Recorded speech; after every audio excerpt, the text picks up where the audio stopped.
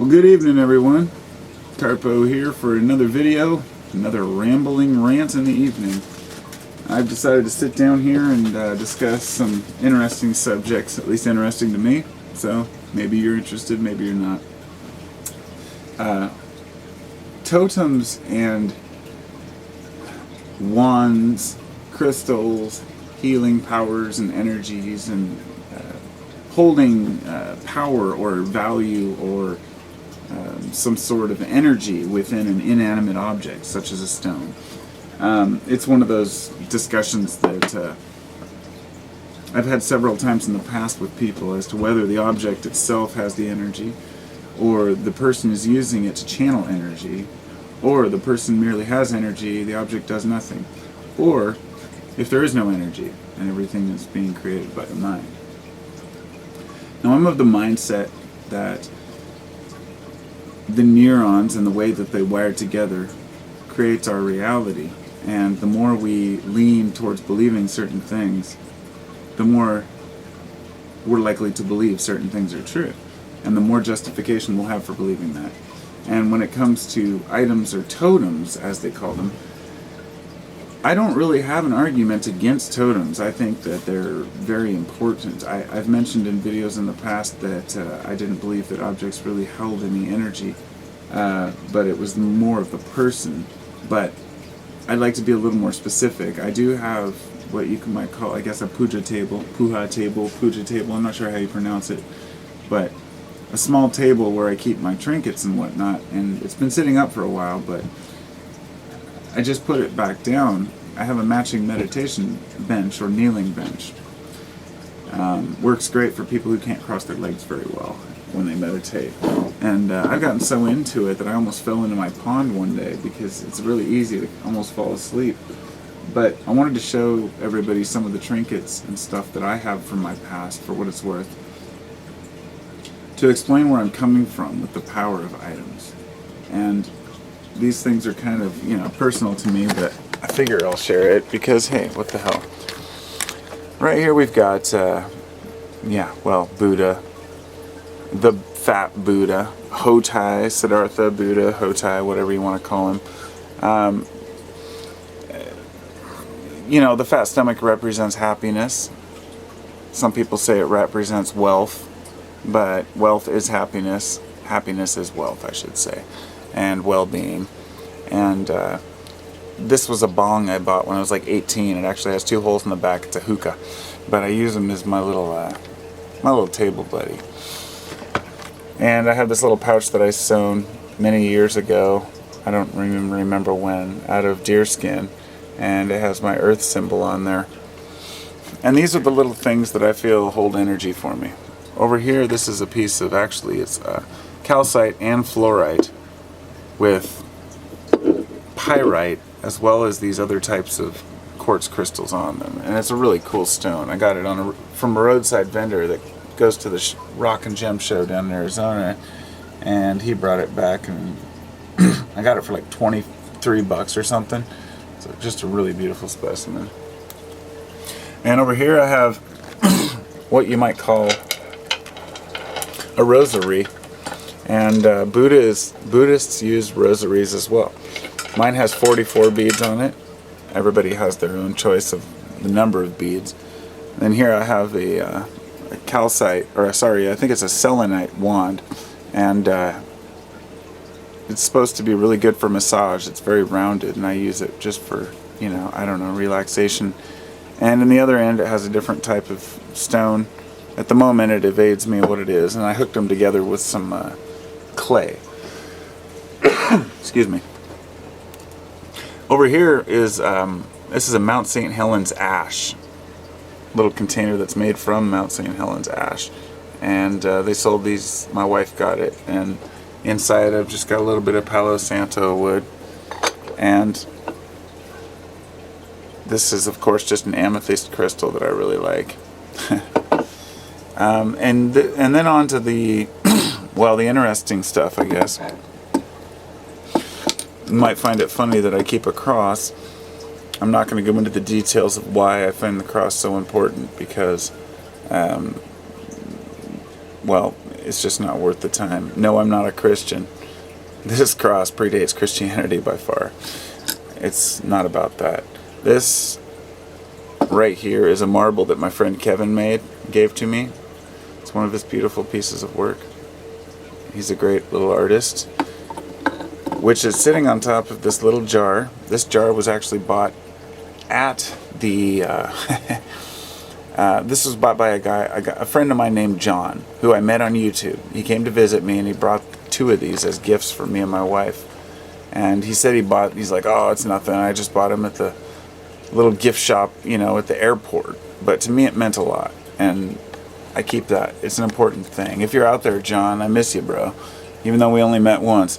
We met on YouTube, and he said he was coming to Portland one time. I said, come stay at my house. And I let him stay here, and you know, he tried to offer me money to stay, and I was like, no, dude. I mean, I want, you know, I like people. I want to help people if I can. Anyway, this is last year when I was at Soak, which is the regional Burning Man. I bought this. I picked it up.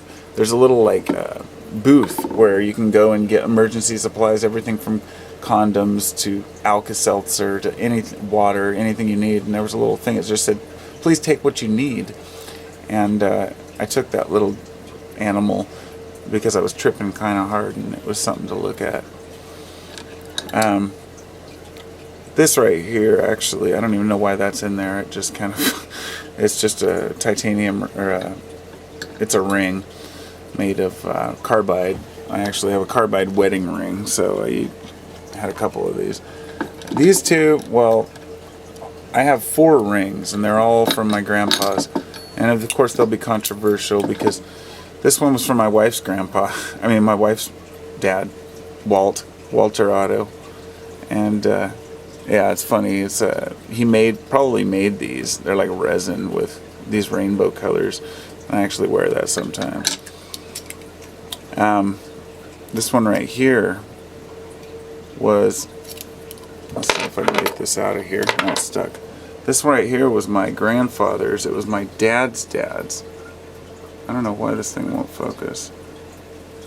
Anyway, this is my father's. It's 109th Division U.S. Army. He was in World War II.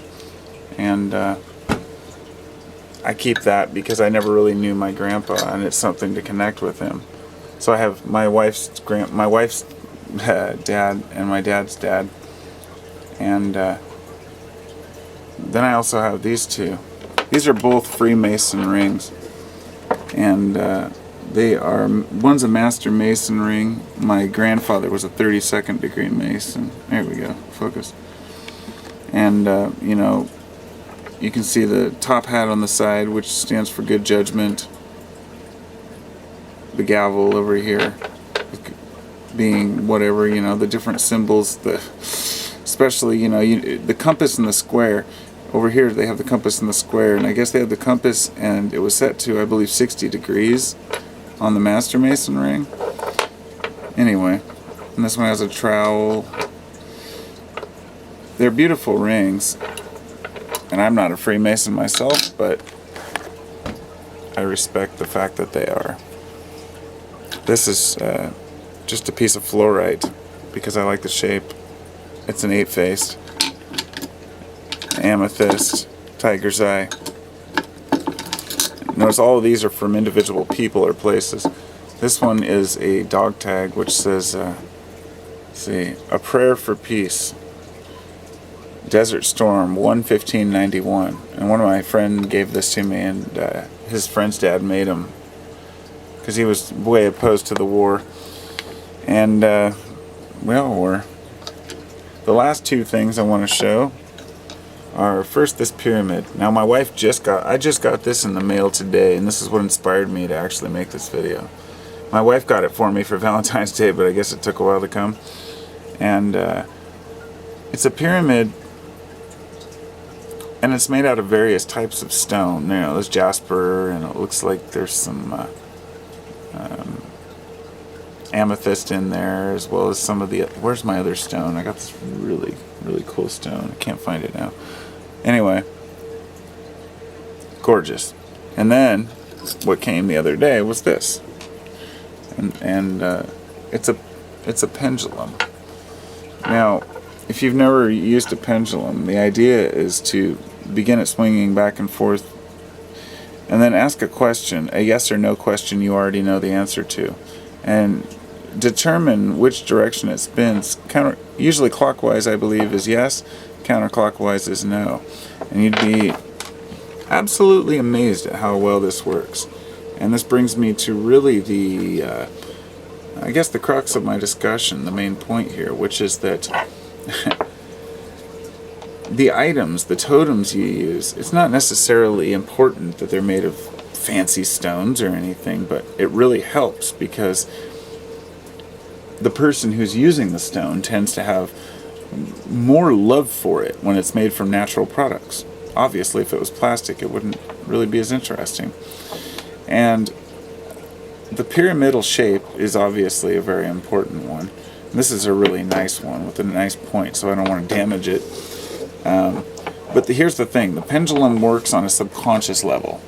And this is how all of these items work, in my opinion. I'm trying not to be too matter-of-fact here, because that's one thing I don't want to do. But all of these items work on the symbolic level and the subconscious level.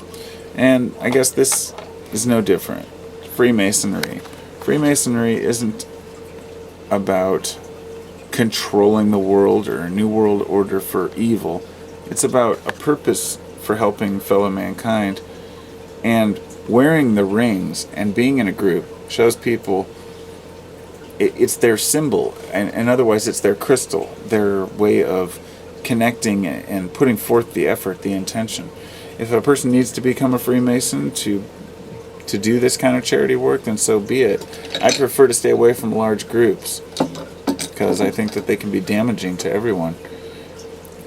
So looking at the other items, there's not a lot I really need to talk about, except for, I guess, this one, the cross, the wooden cross. There's different types of crosses: wood, metal, stone. They all have their own thing. So I'm not going to go into that. The thing that they're sitting on here is this little table, the puja table I made, and I love it. Just love it. I wanted to sell it, but I was like, screw it. And there's the kneeling bench that came with it. So I don't know. Like I've said, I was thinking about marketing these one day, but look at the way that. Okay, if I can get the wood to glisten just right, nothing ever shows up on camera the way it does in real life. But it's really a gorgeous wood. I can't even remember what it is right now. It's evading me. I think it's like what, Kaya? No, not Kaya. Shoot. Well, doesn't matter. And yeah, this is my Ico drum. A friend of mine, Scoey, made it and painted it, and he gave it to me a while back. These are various alchemical drawings that I've downloaded or printed, whatnot. Looking at these reminds me of exactly what this is. It's a symbol of something powerful, something that you believe is powerful. And you know, a lot of people are scared of the occult stuff. People don't even want to talk about these kinds of things, because if I were to show this, here I've got a Freemason apron. It's from my grandfather, and when he was raised in the 50s as a Freemason, and the apron of white lambskin. You know, it's a very symbolic thing. The blue is symbolic. Everything on it is symbolic. And this is what everybody's scared of, the all-seeing eye. You know, give me a break. So, they just don't understand providence. That's all. Right underneath it, I have Tibetan prayer flags. And then I have a hippie backdrop behind it, you know. I'm about all different types of things. I'm a person who has many different interests. And I guess I just wanted to share a little bit of what I find to be important symbolism in life and why it's important. You can use these totems to remind yourself of certain things. And so, as to what do I believe, you know, does it really matter? Does anybody really care what I believe personally? Probably not, but But if they do, I believe in alternate realities. I believe in parallel universes, not in the sense that we have one of us walking around the same. I don't believe in all that stuff. I don't disbelieve it. But I'm just talking about the things that I truly believe. I believe that there are layers of reality, which you might call dimensions. And mathematics considers them about 11 dimensions, they said. I think it's 11 dimensions. And I believe that each one of those is like the layers of an onion, and they're internal, not external. There's no dimensions outside of us. They're right here within us. We can access them. And there's some quotes that always come to mind. One is, when you're talking about the onion of life or knowledge, you say, layer upon layer you peel to find, layer upon layer behind. I don't know if it was Paracelsus that said that, but by studying history and understanding what these symbols mean, these things mean, we can start to sift out the bullshit. All these semi-precious stones in this nice rosary, they've all got a nice silver grommet on the inside and everything looks all fancy, but so what? They're just rocks. What does it really mean? They're just colored rocks. And people say they don't mean anything, they don't hold any real value, but throughout history, they've always held value. Gold goes up and down, but semi-precious stones have always remained valuable to some extent. People believe that they hold some sort of inherent value, just like crystals. And my belief is that extends into all the different totems that we carry, and even conglomerate crystals, which have many different, combined energies, if you will. Can we measure it yet? No. Do people think people who believe this are fruitcakes? Sure. Does it matter? No. Because I'm going to get into the reason why I believe it doesn't matter in a separate video, but I can't do it in this one because it's already too long. And it has to do with the way the brain works.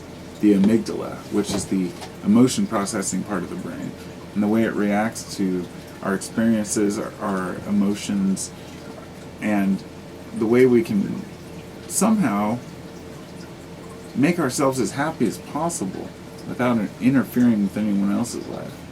And I don't know. I just love this kind of stuff. It's fascinating to me. I'm always poking and prodding at any claim that life is a certain way, or that things have power or energy. But it doesn't mean that I don't believe in certain things, or it doesn't mean that I don't practice certain thoughts, and the thoughts of goodness, the thought that thought overcomes matter, that thought is greater than matter, that not only is the pen mightier than the sword, but the thought is mightier than the action in a lot of ways. Like, if you're constantly busying yourself because you can't think, then you'll miss a lot, is my point. Life is a fascinating thing, and ultimately we all want to be happy. Creating that happiness for ourselves and others, and it's a complicated endeavor, but we do it as best we can. So, have a great night, everybody.